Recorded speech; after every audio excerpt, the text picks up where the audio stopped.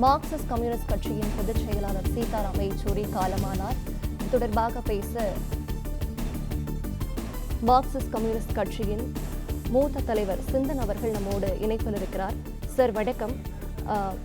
Marxist communist கட்சியின் பொதுச் செயலாளர் சீதாராம் யெச்சூரி காலமானார்.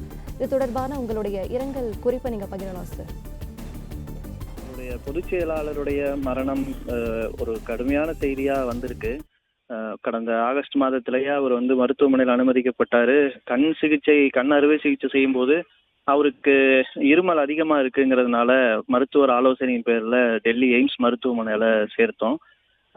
அங்க உள்ள அனுமதிக்கப்பட்டிருக்கும் போதே புத்ததேவ பட்டாச்சாரியாவுடைய மரணம் அல்லது படத்திறப்பு விழாவுக்கு செல்ல முடியலங்கிற ஒரு வேதனையான நிலைமையில வீடியோ பதிவு வெளியிட்டிருந்தாரு.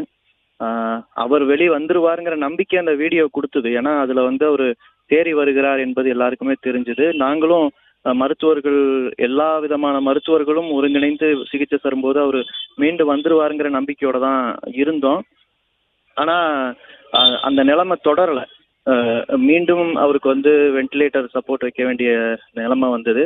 இங்க யெச்சூரி ஒரு சாதாரண தலைவர் அல்ல. நீங்க 1974 அவர் மாணவர் தலைவரா வளர்ந்தாரு. சாதாரணமா அவரோட பள்ளி காலமோ கல்லூரி காலமோ ஒரு முதன்மையான மாணவரா வந்தவர் அவரு. அது உங்களுக்கு தெரியும். அவர் சிபிஎஸ்இ பாடத்துல நாடு முழுவதும் நடந்த தேர்வுல ஒரு தேசிய அளவுல முதலிடம் பெற்ற மாணவர் அவரு. அவரு கல்லூரி காலத்துல இந்திய மாணவர் சங்கத்தை தேர்ந்தெடுத்து வேலை செய்யும்போது உங்களுக்கு அவசர நிலை காலத்துல அவருடைய படிப்பு பாதியில தடப்பட்டாலும் அவசர நிலை காலத்துல அந்த அவசர நிலைக்கு எதிராக போராடி மாணவர் தலைவரா உயர்ந்தவர்.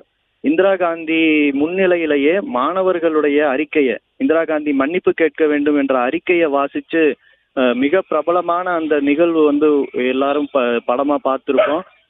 எந்த சர்வாதிகாரியையும் ஏற்காத, சர்வாதிகாரத்துக்கு எதிராக கடைசி மூச்சு வரை போராடியவர்.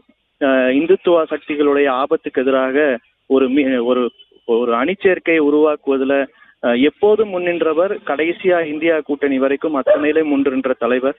இப்படி ஒரு தலைவரை நாங்க ஒரு நெருக்கடியான சூழல்ல இழந்திருக்கோம். எங்க கட்சியுடைய அகில இந்திய மாநாடு நடக்க இருக்கு, சில மாதங்கள்ல நடக்க இருக்கு. இந்த சூழல்ல இழந்திருக்கோம்.